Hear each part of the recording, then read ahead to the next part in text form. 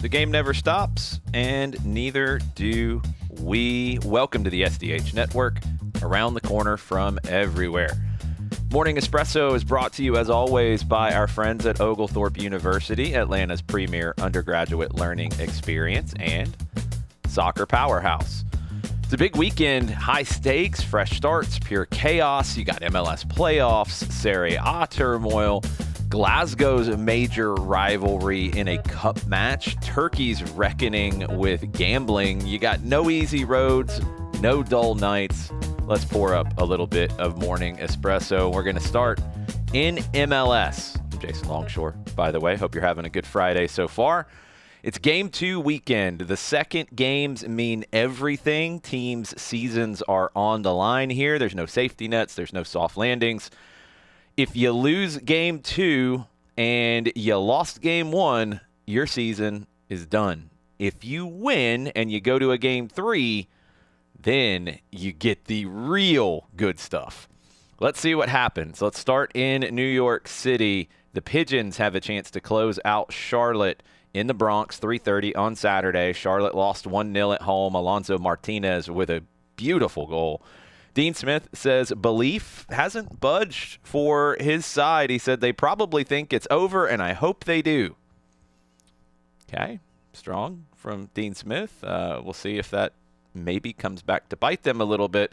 They do get Wilfred Zaha back from suspension, Charlotte. They look sharper. They should come in with a chip on their shoulder. But NYC's got the momentum, and we'll see if they can handle carrying that forward and winning at home to move on to the next round.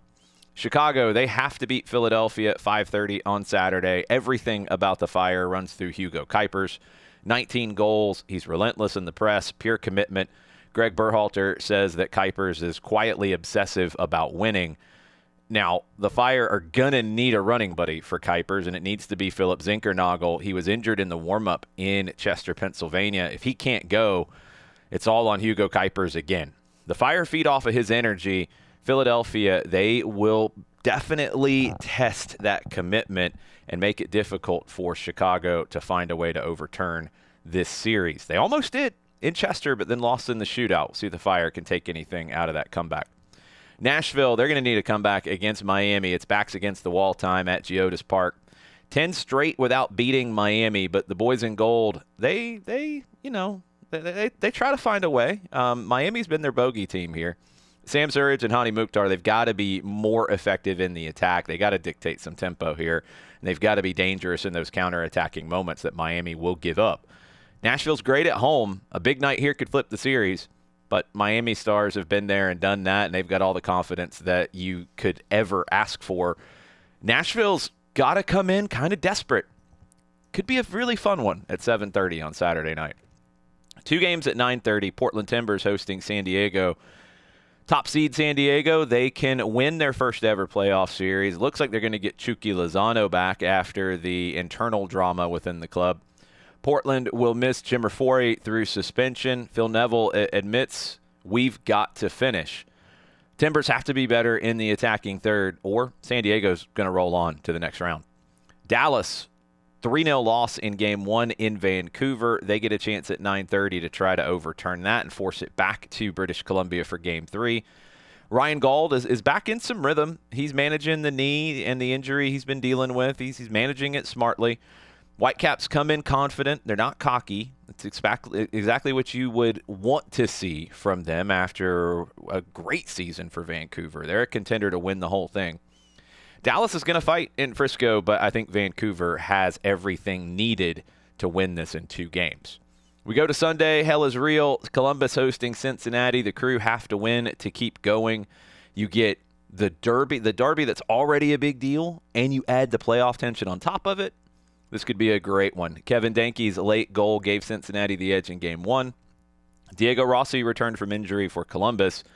The Crew are trying to extend Darlington Nagbe's career before retirement. There's going to be a lot of emotions in this one at lower.com field. It's going to be physical. It's going to be unpredictable. It's exactly what this Ohio rivalry looks like. Austin in Game 2 on Sunday night. They played pretty well in Game 1, to be honest, against LAFC.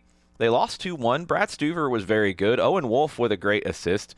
They became the first team to keep Son Heung-min and Denny Boanga off the score sheet combining. But LAFC punished the one mistake. Boanga's shot knocked down. Nathan Ordaz wins it. Dream week for him. Q2 Stadium's going to be electric for this one, and it could be one of the best atmospheres of the weekend. Let's hit on the business and expansion side of things when we talk soccer in the United States. Seattle Sounders, they are courting major outside investment, real strategic capital, not a minority share, not celebrity, kind of things here. Moelis and company are running the process. The word is that this could fuel plans for big expansion, deeper global partnerships. Maybe you explore some different ways to grow this club. It's the first outside capital search since 2009. And according to Sportico, the club is valued at around $825 million. Let's go to Connecticut. Tech entrepreneur Andre Swanston is driving a pretty audacious project, a $1 billion mixed-use waterfront stadium and the launch of Connecticut United FC. They're going to be an MLS Next Pro next season. They're working on their stadium. They're going to barnstorm the state until that stadium in Bridgeport is ready to go. The long-term vision includes a women's WPSL Pro team. They could be playing the Georgia Impact in that. A free youth academy. And they're not shy in saying they would like to be in Major League Soccer down the line. A full-scale soccer ecosystem in Connecticut, which has been left behind in major pro sports since the Hartford Whalers left town. And we go to Louisville in the USL Championship. 35-year-old Danny Cruz, their head coach, he's been rewriting USL history. Back-to-back regular season titles, a record 73 points, and an undefeated home season. Philip Goodrum and Taylor Davila lead the attack. Danny Cruz is somebody whose name should be popping up for Major League Soccer jobs now. I think he's ready. I've been really impressed with the way that Lou City play, and I've been really impressed with his leadership. However, this season, they are looking for some redemption after getting knocked out in the playoffs last year by Rhode Island. Let's go to South America. The Copa Libertadores history in Sao Paulo last night. No team had ever overturned a 3-goal semifinal deficit. Palmeiras did last night. They lost 3-0 in Ecuador against Liga de Quito. They come back to win 4-0 last night at the Allianz Parque. Rafael Vega struck twice. The atmosphere was insane. It will be another all-Brazilian final on November 29th in Lima. It'll be Palmeiras against Flamengo. Brazil will have their 8th Copa Libertadores title in 9 years. Thiago Nunes of Liga de Quito, their manager, he said, "We couldn't adapt. That synthetic pitch, the speed, the rhythm, they won every duel." The pitch was a struggle for Quito. It was. It's a very fast track. You don't have as many artificial surfaces in Brazil, or in South America on the whole, for that matter. So teams who aren't used to it can struggle a little bit. But he said it, and I would agree. It wasn't about the surface. They were just Palmeiras was that much better. They were so good. For Flamengo, the other team in the final, keep an eye on their goalkeeper, Agustin Rossi. He was brilliant in the draw against Racing in the second leg. He was brilliant in the whole series, the 1-0 series win. He's continuing to impress. He wants to get his way into the Argentine national team for the World Cup, trying to get Lionel Scaloni to give him a shot in that goalkeeper room that includes Dibu Martinez. There has been talk about him potentially getting Brazilian citizenship and playing for the Seleção. And Carlo Ancelotti, he's downplaying that. His goal is to get back into the Argentine team. Let's go to Italy. I wanted to deep dive a little bit more into Serie A, a league that I'm really enjoying as I get to see more of it. We've talked about it on Soccer Over There. I think the presentation from Paramount Plus has been great, and I want to see more of this kind of presentation for other leagues. I think they do a really good balance of serious, hard-hitting conversation about the teams, about the players, about the styles of play. I think they mix in the fun as well. You've got really engaging pundits. I've just been so impressed with how they cover Serie A. So let's give you a little bit of a snapshot coming into Serie A this weekend. 9 match days in. It's chaotic. It's very unpredictable. Napoli and Roma are at the top of the table. Inter and Milan are 3 points back. Could throw a blanket over half the table. Let's go to Juve. turbulent start. 4 wins, 3 draws, 2 losses. Igor Tudor has lost his job. Luciano Spalletti is now in that job. He made Napoli unplayable a couple years ago, went to the Italian national team. It did not work out. So his job coming in Turin, bring coherence, get the shape settled, and light a spark under a team that is talented, but maybe lacking direction a little bit. He said in his press conference this morning, Juventus is a, quote, team still in the title race if we remember who we are, unquote. I like that. Let's go to Atalanta. Ivan Juric. His Atalanta remain unbeaten, but not in that top 4. A ton of draws. Tough team to beat. They haven't looked the same as they have in the past with Gasparini. They're trying to find a new identity. They had the whole offseason drama with Ademola Lookman. He did not get the transfer that he wanted. He finally scored his first goal of the season and maybe starting to get going again. Maybe all that drama is in the past. Como and Bologna, they're the surprise guests in the spots for European, in the conversation for European spots. Both are playing really well. Como has been a blast to watch. And Bologna, with the connections to CF Montreal, another team that is a really good team to watch. The styles of play in Italy I've enjoyed. You got pressure on the other end of the table, though. Patrick Vieira is holding on to his job at Genoa with just 3 points from 9 games. Last place in the table. Internal candidates are already on standby. There's talk about Ange Postecoglou and Thiago Motta being potentially guys that Genoa could turn to. Fiorentina might be looking at those guys as well. Stefano Pioli, they need a home win for him to stay in his job and get some momentum. Every game in Italy feels massive because the league is so unpredictable and it's so tightly contested. It's a really enjoyable league to watch. You can watch it all on Paramount Plus. Highly recommend it. And watch the studio shows too. I think friend of the show, Poppy Miller, does an amazing job in navigating all of the chaos. And I really, really have enjoyed how Paramount Plus has brought Serie A to the United States in a big way. Let's go to Scotland. Let's go to Hampton Park. It's a semi-final in the Scottish League Cup. And of course, it's Rangers and Celtic. Another chapter in one of the loudest rivalries in the world. For Rangers, their new manager, Danny Roll, he's stabilized things. They've got a couple of wins under him. They've been more compact, a little bit tighter shape. They got that first road clean sheet since 2024. You do have some injuries, though, for Rangers. He's got to show in a game like this that his system can work. Now, he's only had a very limited amount of time to put his system in, but nobody thinks logically when it comes to Rangers and Celtic. So on the Celtic side, Brendan Rodgers gone. Martin O'Neill, he's in. Oversaw a 4-0 bounce-back win. He's just trying to keep the team focused right now. He's not the long-term answer. There's been all kinds of talk about who that could be. Kieran McKenna reportedly saying no, as he's going to focus on Ipswich Town. We'll have to see who else it could be for Celtic. I don't know. There's not a lot of other chatter at the moment. Postecoglou has not really been talked about going back there. Injuries are an issue for Celtic as well. Cameron Carter-Vickers, Alistair Johnston, Kelechi Iheanacho all out. Most odds makers are calling this one a coin flip. I have no idea. It's so unpredictable because of an interim manager in Celtic and a very short-term new manager for Rangers. Who knows? There's going to be drama. I can pretty much guarantee you that. There's probably going to be at least one big flashpoint in it, some controversy. I can pretty much guarantee you that.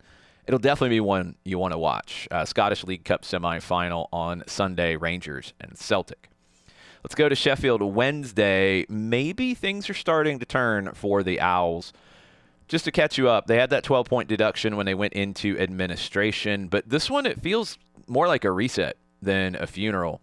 You're finally starting to get light at the end of the tunnel for Sheffield Wednesday fans after their previous ownership, Defon Chansiri, didn't pay wages, didn't handle the infrastructure, debt continued to climb. You've got the administrators now in control. They want proof of £50 million from any serious bidder here. At least 4 to 5 groups have emerged and all have put down on the table that proof of of serious money behind it. The fans are responding too, and ticket and shop sales jumped by over £200,000 in days. Wages were paid early. The morale is rising. They had an open training session for the supporters. Late November is the target for a preferred bidder. Look, they're probably going to get relegated, but the mood has shifted. It feels like Sheffield Wednesday might be turning the corner a little bit. Let's go to Turkey. It's a pretty big story when you talk about the world's game. An internal audit by the Turkish Football Federation found that 371 of 571 active referees had betting accounts. 152 bet directly on football matches. We talked about it earlier in the week.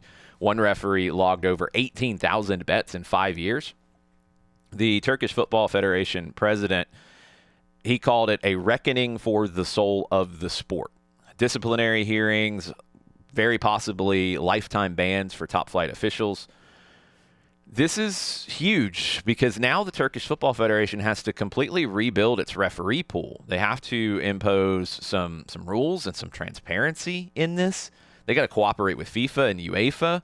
Clubs and sponsors are demanding reform here. The credibility of Turkish football is on the line. You have to have that proper oversight, and I would imagine that Turkey is not the only place in the world that is dealing with this sort of thing, but maybe because this one has come out, others will find a better way to manage it.